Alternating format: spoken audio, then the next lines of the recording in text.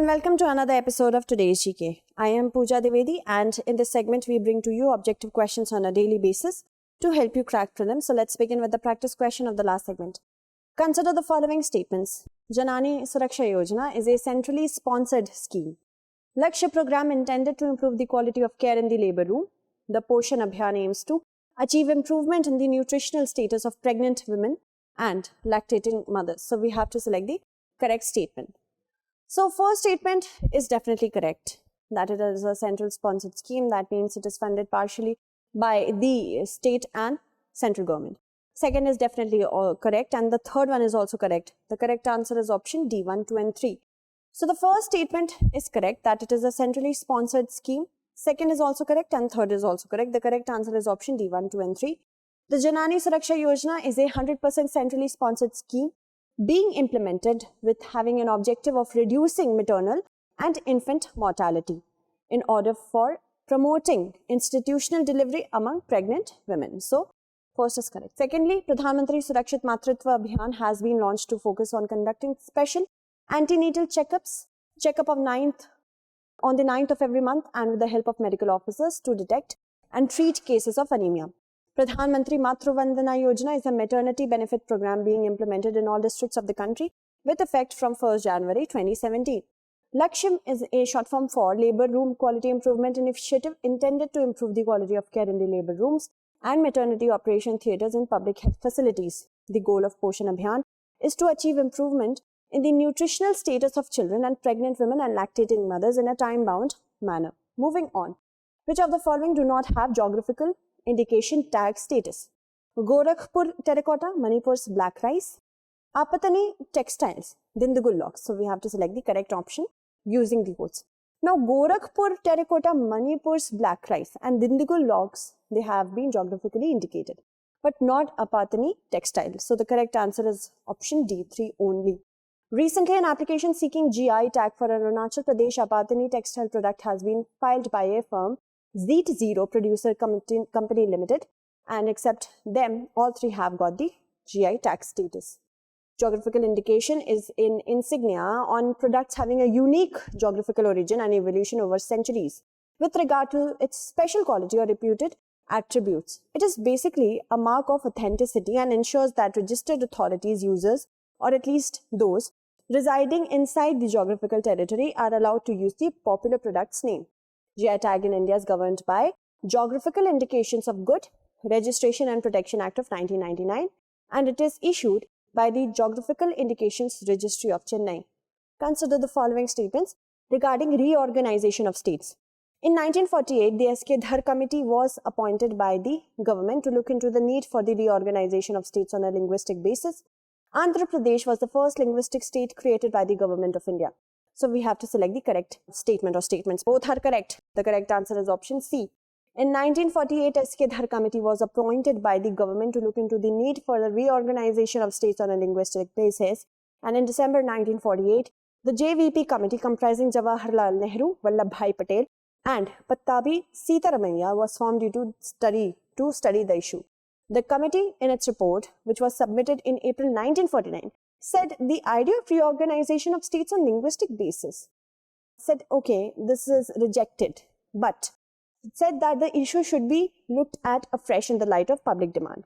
However, due to protests in October 1953, the government of India created the first linguistic state, known as Andhra State, by separating the Telugu-speaking areas from the Madras state, and of course, the death of Potti Sriramulu was related to this only.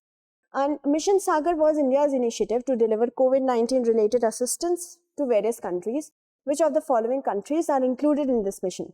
All are Madagascar, Seychelles, Comoros and Mauritius. The correct answer is option D. Recently, Indian naval ship Kesari has reached the port of Maputo, Mozambique to deliver 500 tons of food aid to support the efforts of government of Mozambique to cope up with the ongoing drought and concurrent challenges of the pandemic. Launched in May 2020, Mission Sagar was India's initiative to deliver COVID-19 related assistance to the countries in the Indian Ocean littoral states. The countries included were Maldives, Mauritius, Madagascar, Comoros, Seychelles. And under Mission Sagar, the Indian Navy has been deploying its ship to send medical and humanitarian aid to the countries in the Indian Ocean region and beyond. Moving on. With reference to the Indo-Lanka Accord, consider the following statements. It is popularly referred to as Rajiv Jayawardene Accord. It was signed to resolve the Sri Lankan civil war. And the accord saw the placement of the Indian peacekeeping force in Sri Lanka. So we have to select the correct answer. All are correct. Correct answer is option D. In the coming days, India and Sri Lanka are going to sign the long pending deal to jointly develop the Trincomalee oil tank farms. Very important for India from the perspective of Chinese indulgence in Sri Lanka. The signing of the deal will reflect a positive sign amidst strained relationship between the two countries. Indo-Lanka Accord is popularly referred to as Rajiv Jayawardene Accord after its architects, Prime Minister of India, Rajiv Gandhi, and Sri Lankan President J.R. Jayawardene. It was signed in 1987. It was signed on the pretext of the civil war in Sri Lanka between the Tamil and the Sinhala community, and the accord sought to balance India's strategic interest of people of Indian origin in Sri Lanka and Tamil minority rights in Sri Lanka. Moving on. The accord saw the placement of the Indian peacekeeping force in Sri Lanka to resolve the Sri Lankan civil war, and the accord also resulted in the enactment of the 13th Amendment to the Constitution of Sri Lanka and the Provincial Councils Act of 1987. Moving on. Consider the following statements. The Adaptation Fund finances climate change adaptation and resilience activities in developing countries. The IMF provides trustee services to the Adaptation Fund on the interim basis. So we have to select the correct statement or statements. First is correct, second is not. Let's know why. Option A is the correct answer. The Adaptation Fund under Kyoto Protocol aims to finance concrete projects and programs that help vulnerable communities in developing countries that are parties to the Kyoto Protocol to adapt to climate change. The World Bank serves as the interim trustee of the Adaptation Fund by invitation of the parties to the Kyoto Protocol, and on behalf of the fund, the World Bank performs two core functions. First, it sells the certified emission reduction certificates that help support the fund and manages the Adaptation Fund Trust Fund. Okay, let's move forward. Consider the following statements with respect to National Anthem of India. Sarla Devi Chaudhurani sang the National Anthem for the very first time. Bhushan Narayan Dhar was the president of the INC when the National Anthem was sung for the first time. So, we have to select the correct statement. Both are correct. The correct answer is option C. The National Anthem of India was first sung at the Calcutta session of the Indian National Congress on 27th December in 1911. Jan Gan Man is the first stanza of the Bengali hymn Bharato Bhagya Vidhata. It was written by Gurudev Rabindranath Tagore, and his niece Sarla Devi Chaudhurani sang the song along with a few school students in front of a gathering of the then INC President Bhushan Narayan Dhar and other leaders such as Bhupendra Nath Bose and Ambika Charan Majumdar. And the song was adopted in its Hindi version by the Constituent Assembly as the National Anthem of India on 24th January 1950. With respect to the Consumer Protection Rules 2021, consider the following statements. These rules shall apply to goods only, which are bought or sold through direct selling. These rules shall also apply to a direct selling entity which is not established in India. So we have to select the correct statement.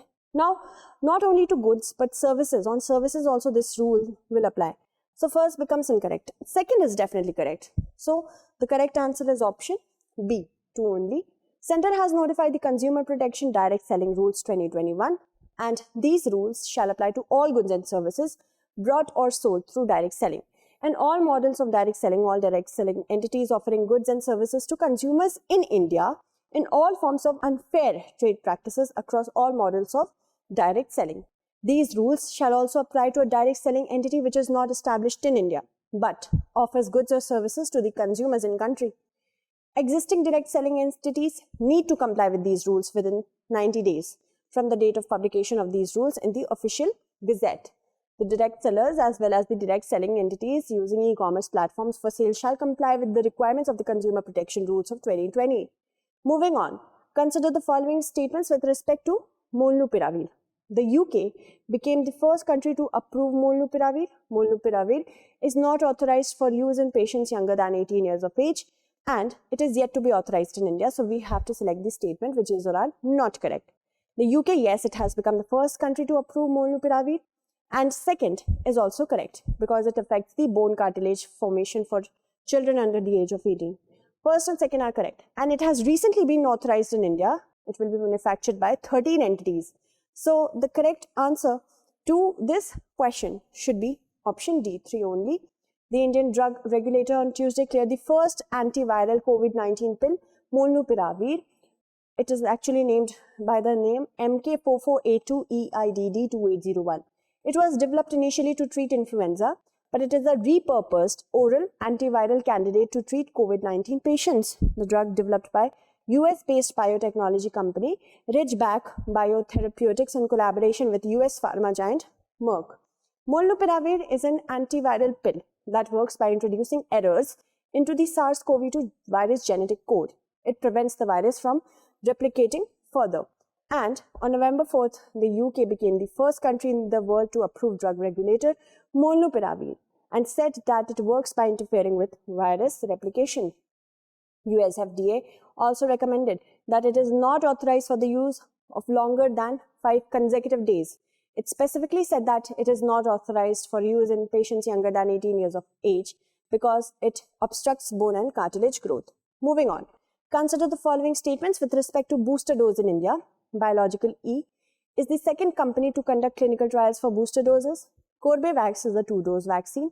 It is India's first indigenously developed protein subunit vaccine.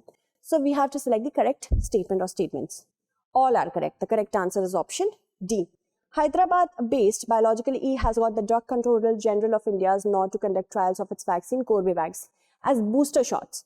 News agency NI has reported that, and this makes the company the second company after Bharat Biotech to conduct clinical trials for booster doses. India has already rolled out its plan to administer booster doses, which is being called precaution dose in the country.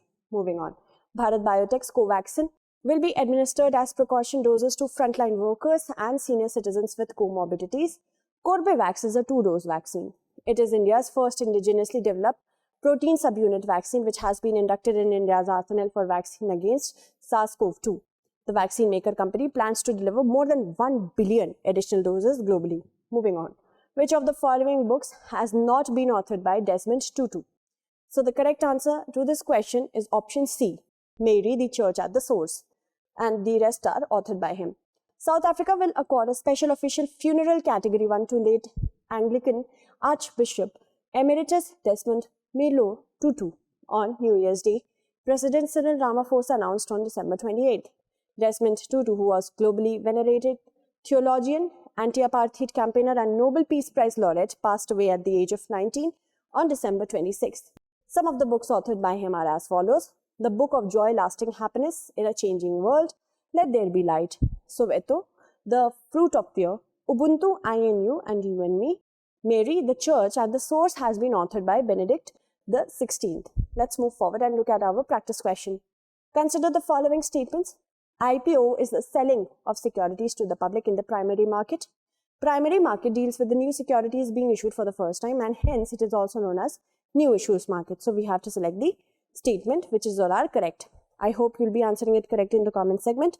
That's it for today. Tomorrow we shall meet again with another segment. Until then, stay updated and thank you so much for watching.